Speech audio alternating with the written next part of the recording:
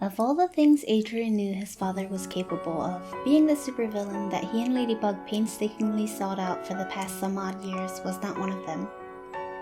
The first thing that crossed his mind was why, but that was all too quickly replaced by the thoughts of the countless times that Hawkmoth, his own father, had knowingly put him in danger.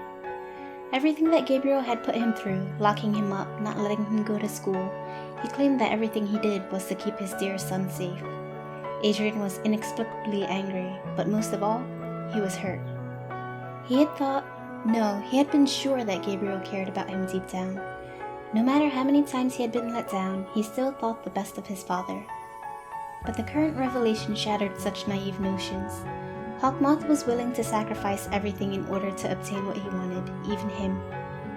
He tried to reason with him, tell him that the present wouldn't matter if he was going to change the past. But Adrian, Cat Nora, would have none of it. He wasn't giving his Miraculous to his lunatic of a father.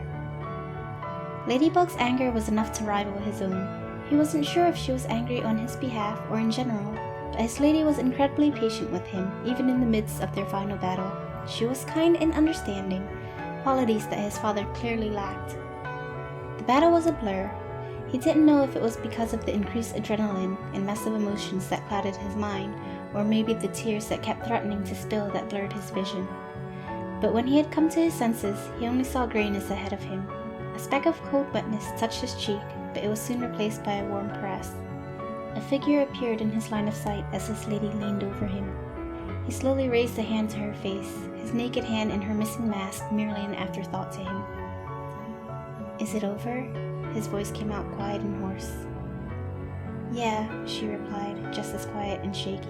"It's over."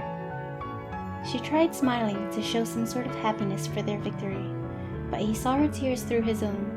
His precious lady was hurting for him, and it comforted him to know that despite everything, there was someone who cared enough for him to share his sorrow. "Thank you, Marinette."